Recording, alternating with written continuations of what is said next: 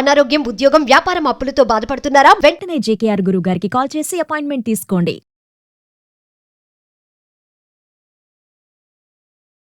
Hi hello నమస్తే, welcome back to Suman T. ప్రస్తుతం మనతో పాటు ఉన్నారు ప్రముఖ కేరళ జ్యోతిష నిపుణులు, life coach, money skills, law of attraction, date of birth లేని వారికి పుట్టుమచ్చల శాస్త్రం, ప్రశ్న శాస్త్రం, హస్తరేఖల ద్వారా జాతకాన్ని కూడా తెలియచేయగలిగే ప్రముఖ బ్రహ్మశ్రీ డాక్టర్ జేకేఆర్ గురువు గారు ఉన్నారు. గురుగారితో మాట్లాడదాం. నమస్తే గురుగారు. నమస్తే అమ్మా. గురుగారు, ఇప్పుడు మనుషులు పుట్టాక సాంప్రదాయాలు, ఆచార వ్యవహారాలు అనేవి వచ్చాయి కదా. అంటే కొంతమంది వాటిని పాటిస్తే ఏమవుతుంది, పాటించకపోతే ఏమవుతుంది, అంటే ఏమైనా అనర్థాలు జరిగే అవకాశం ఉంటుందా? ఒకవేళ పాటించకపోతే సాంప్రదాయాలు అన్నారు కదా, ఆచార వ్యవహారాలు అంటున్నారు కదా, మరి దీన్ని ఎలా చూడొచ్చు అంటారు? మంచి క్వశ్చన్ తల్లి. నేటి కాలంలో ఆచార వ్యవహారాలని పాటించే వాళ్ళు చాలా తక్కువరా.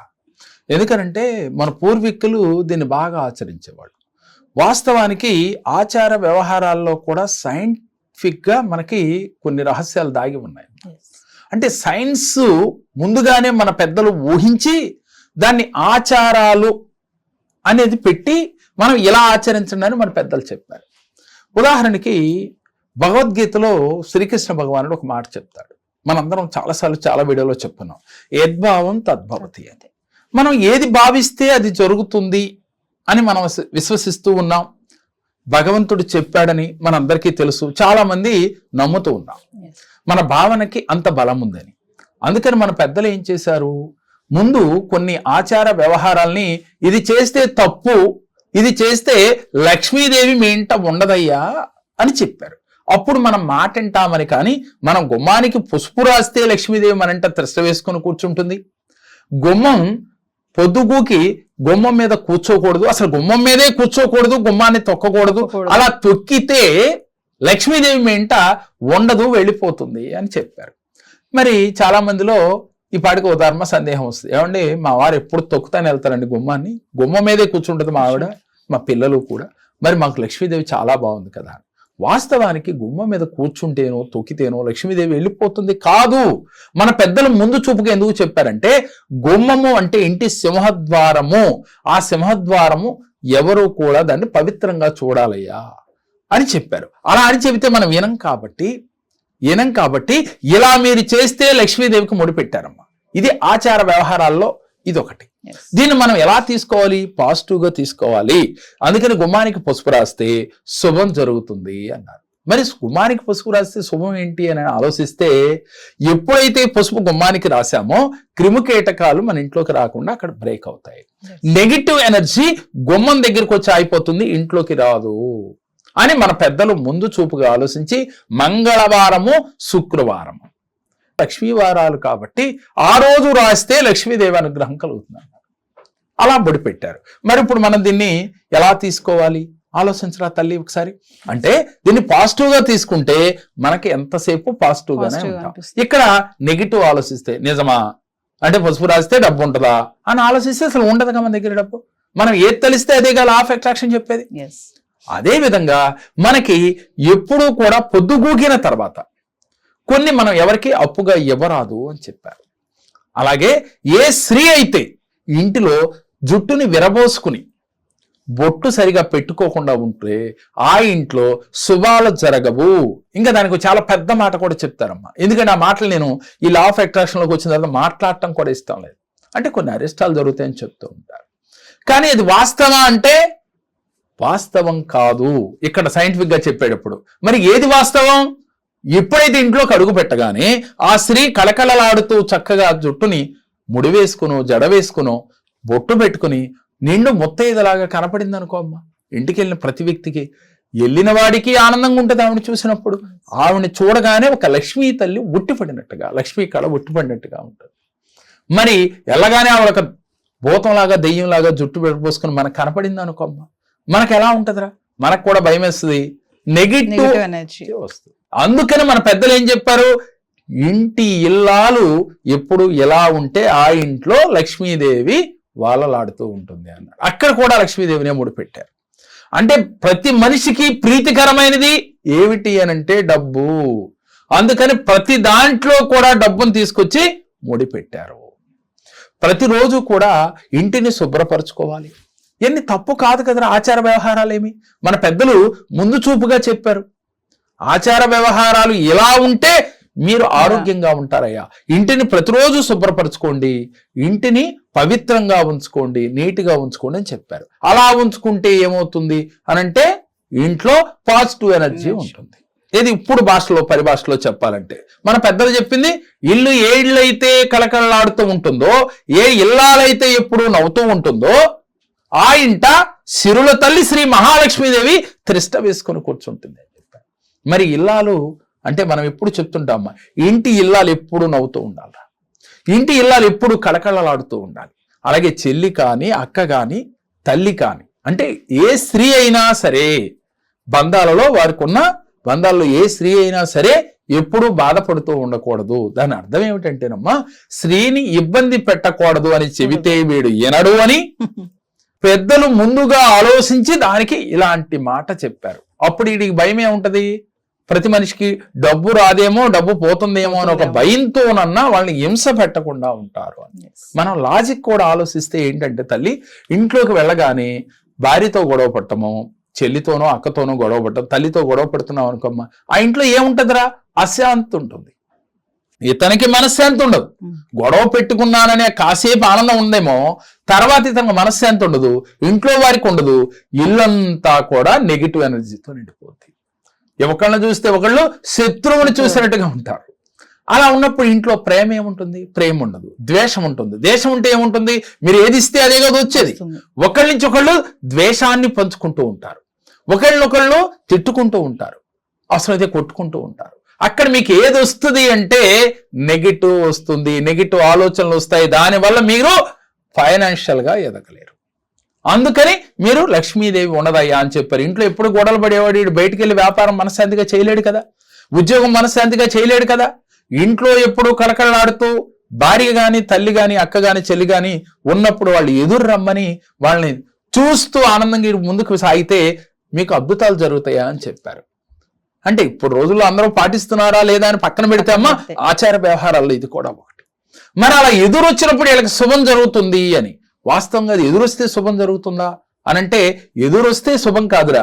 మనం పని మీద బయటికి వెళ్ళినప్పుడు చిరునవ్వుతో ఎవరి భార్య అయినా కానీ అక్క గాని చెల్లి కాని తల్లి కాని ఎదురొచ్చినప్పుడు మనకి శుభం జరుగుతుంది. చాలా మంది పిల్లి ఎదురొస్తే అశుభము అని అంటారు. ఇదేనే ఉంటావు కదా తల్లి, నల్ల పిల్లి, పిల్లి ఎదురొస్తే అశుభం, నల్ల పిల్లి కానీ ఏదైనా సహజంగా పిల్లి ఎదురొస్తే అనుకుంటూ ఉంటాం. వాస్తవంగా పిల్లి ఎదురొస్తే అశుభం అనేది కూడా కరెక్ట్ కాదు.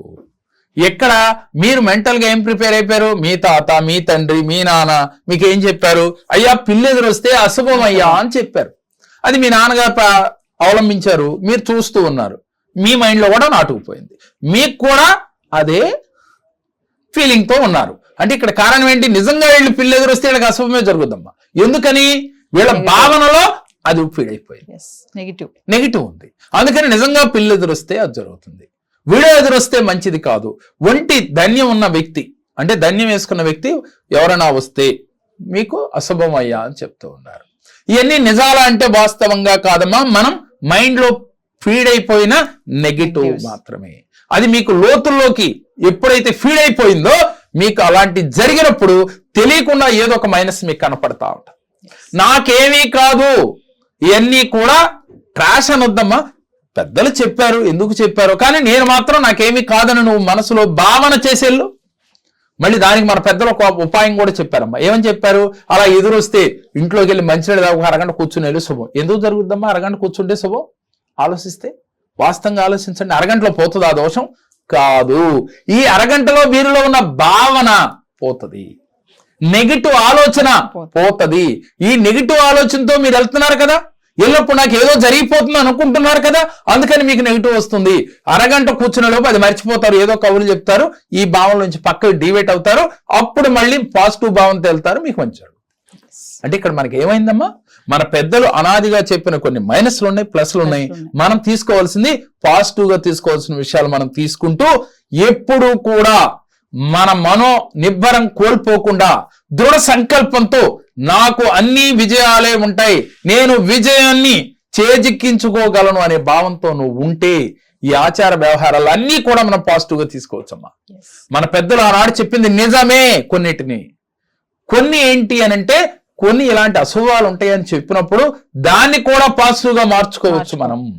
మరి మీకు ఆ ఉద్దేశం ఉండాలి, మారే ఆలోచన ఉండాలి. జీవితంలో ఉన్నతంగా ఎదగాలి అంటే కొన్ని పనులు మానాలమ్మా. నెగిటివ్ వైబ్రేషన్ ఇచ్చే కొన్ని పనులు మానేయాలి. ఇంట్లో ఎప్పుడు ప్రశాంతంగా ఉండాలి. భార్యాభర్తలు కానీ పిల్లలు కానీ కుటుంబ సభ్యుల మధ్యన కానీ ఎప్పుడు ప్రేమానురాగాలు ఉండాలి. ఒకరి పట్ల ఒకళ్ళ ప్రేమ ఉండాలి. ఒకప్పుడు పూర్వం భర్త బయటికి వెళ్తే భార్య వచ్చేదాకా ఎదురు చూస్తూ ఉండేది, భోజనం కూడా చేయకుండా. ఇవాళ అలా కాదు, అయిందే ఆవిడ వచ్చేదాకా మనం ఎక్కడ ఉంటాం, ఈవిడికి బీపీ షుగరు కాబట్టి ఇప్పుడు భోజనం చేసేస్తా ఉంటాం. ఎందుకని ఎదురు చూడాలి దాని రూలా కాదు, అదొక ప్రేమమ్మ. భర్తతో కలిసి భోజనం చేస్తే తృప్తి, చేయకూడదా, విడిగా చేస్తే తృప్తి ఉండదా, ఆకలి తీరదా అని ఆలోచిస్తే వాస్తవంగా ఎప్పుడైనా అదే తినేది. కానీ ఆయనతో కలిసి ఆయనకు వడ్డిస్తూ కొసరి ఈవిడ తింటూ ఉంటే ఆ తృప్తే వేరు, ఆ ఆనందమే వేరు. అందుకని ఆ తృప్తి కోసం ఈవిడ ఆయన 4 గంటలు లేట్ అయినా ఆయన ఎక్కడో ఏదో మంచి చేయని చెడు చేయని ఎక్కడో ఉన్న ఆయన కోసం ఎదురు చూస్తూ ఉంటుంది. అలాంటి బంధాలు కావాలమ్మా, అలాంటి ప్రేమ కావాలి. అలాంటి బంధాలు నీ చుట్టూ ఉన్న నాడు నువ్వు ఏదైనా జీవితంలో సాధించగలుగుతావు, ఉన్నతంగా ఎదగగలుగుతావు. ఆచార వ్యవహారాలు అలా పుట్టినవే.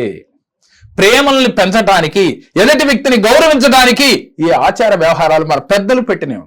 దాన్ని పాజిటివ్ గా తీసుకోండి, దాంట్లో నెగిటివ్ కోణంలో చూడకండి. దాన్ని చూడకుండా ఉన్ననాడు మీకు విజయం వరిస్తుంది. ప్రతిదాన్ని మనం ఎక్కెక్కి లెక్కేస్తే దాంట్లో ఏమి ఉండదమ్మా, నెగిటివ్ తప్ప. దాన్ని పాజిటివ్ గా ఆలోచిస్తేనే అంతా మన పాజిటివ్ ఉంటది. విజయం మనని వరించి తీరుతుందమ్మా. జీవితంలో ఉన్నత వ్యక్తిగా నిలబెడుతుంది. చరిత్రలో మీకు ఒక పేజీ ఉంటుంది. దేనినైనా పాజిటివ్ గా తీసుకున్నాడు, చరిత్రలో మనకి ఒక పేజీ ఉంటుంది. లేని నాడు అందరిలాగా మనం ఒక్కడిగా ఉంటాం. 100 మంది సైన్యంలో మనం కూడా ఒక సైనికుడిలాగా ఉండిపోతాం. ఒక రాజులాగా ఉండాలి అంటే మన పరిస్థితులను మనం అనుకూలంగా మార్చుకోవాలి. మనం మణి మంత్ర క్లాసులు పెడుతూ ఉన్నాం. దాంట్లో ప్రైమరీ క్లాస్, మాస్టరీ క్లాస్ అని కూడా పెడుతూ ఉన్నాం. మాస్టరీ క్లాస్ లో వెళ్ళి ఒక డివైన్ పవర్ ఏంటో చూపించడం జరుగుతుందమ్మా. భగవంతుడు చేరువైతారు.